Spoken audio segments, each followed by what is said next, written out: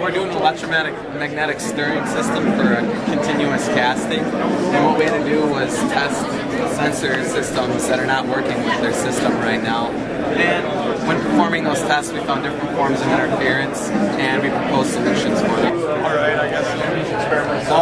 Well, we were Team 9, we were the senior design team. We were sponsored by Systems Control to optimize their spray application process for their substations. They make substations for power lines. And as you can see, this is the original process. They were wasting a lot of foam for every building. It was around $6,000 in cost in foam and recycling.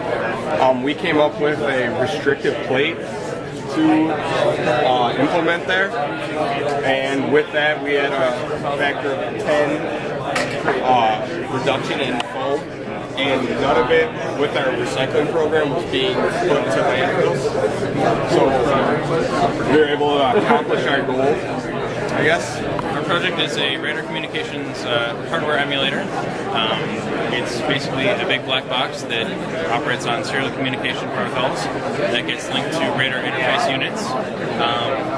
When we have our grid sheet running, that's what we call it, we can edit the data that's coming in or being sent back to a radar interface unit, and we convert it from hexadecimal to binary and then into a human readable format so that you can actually understand position vectors and whether things are actually set active and you're not reading a bunch of ones and zeros. Our deals with the power system, and when there's a failure or a blackout, it can either fall into two different islands of generation and load, or if it completely fails, the power system can build two islands, but each island has its own voltage magnitude, voltage angle, and slip frequency. And so in order to restore the entire system, you have to connect them, tie them together.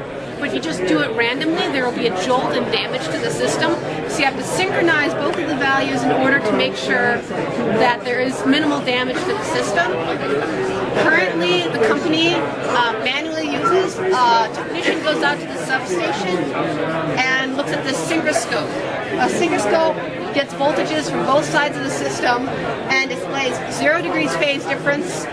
When it points straight up when there's 0 degrees phase difference and points straight down when there's 180 degrees phase difference. You want to close at 0 degrees phase difference because that means the two voltage waveforms are lined up. It also rotates at the slip frequency, which is the frequency between the two islands.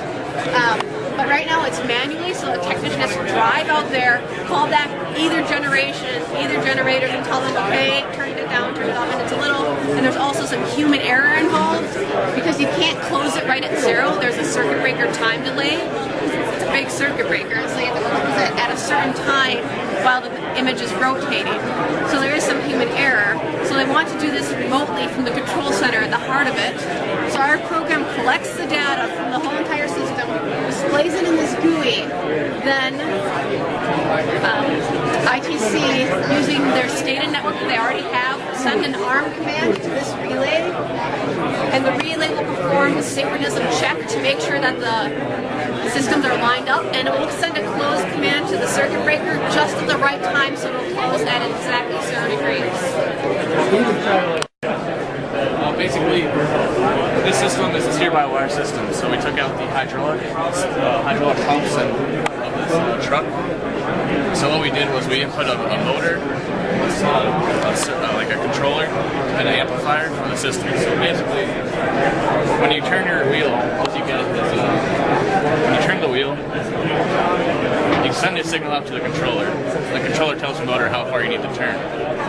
And I guess the good things about this system is it's supposed to save weight and space in the engine compartment.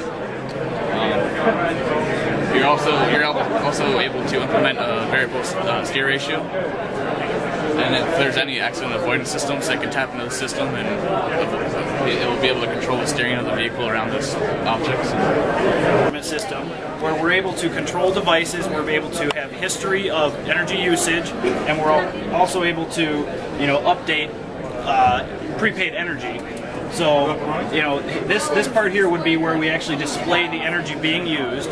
This over here would be 30 seconds. Okay, scheduling. We're able to schedule different times and different power events, so that we can set a thermostat to certain points, or we can set devices to turn on and off.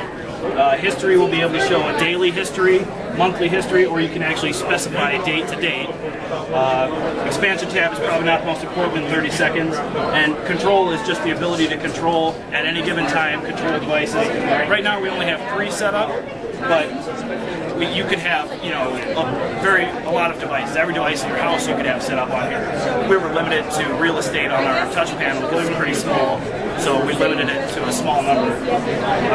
And the whole idea of the whole system is to be able to actually, there's peak demand during the day, during any given day. Stay out of your way. And what we want to do is be able to level that out.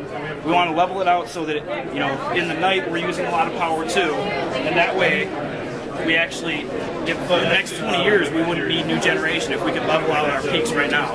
But during peak times, we're actually at the limit of what we can do. So, you know, and that's why they keep trying to build new power plants. And so that's the idea, is to get customer awareness to help level out this peak energy demand. Absolutely. So, once again, what we can demonstrate, some of the easy things to demonstrate are our ability to turn on and off. This would be our light, this would be our lamp, and this would be an appliance such as like a refrigerator or something like that. So if we turn the light on, we turn the switch on, and we update it. Oh, it's already on, my apology. Let's turn the light off then. So we'll turn it takes a few seconds. Okay, there it goes. So it actually turns it off. We're also able to set temperature settings. You know, it's pretty warm in here right this second. We'll just say we're setting it to 51 because we don't actually have anything heating up or cooling. So we'll update that. I don't think you can probably see it, but there's a temperature setting right up here.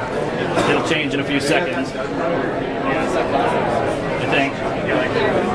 So, this is an autonomous vehicle. It navigates courses by itself. It has to follow lines, has to dodge obstacles, go through sand pits, has to navigate with GPS waypoints, and it does it all by itself autonomously.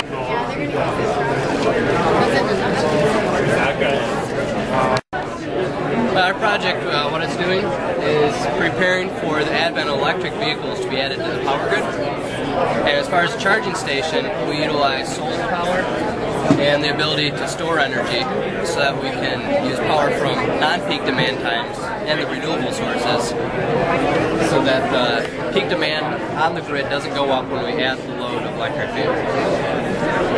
What we've been doing is tracking satellites using a telescope out in an observatory out in Atlantic Line.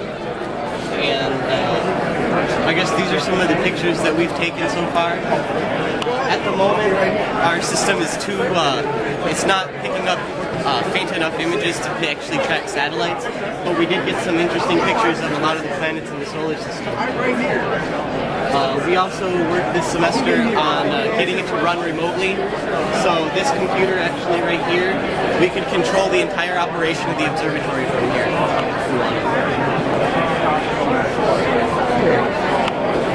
We're Senior Design Team 3, and we have the Remote Control Military Vehicle Project. And here's the truck that we had to make remotely operated. We had to do that through using these wireless control boards. And here's our controller box. This actually controls acceleration and braking, and this is the steering of the truck. These buttons are for the transmission control inside of the truck. Here's the power, and then this unit goes inside of the vehicle, and this is what controls all the different aspects of the vehicle.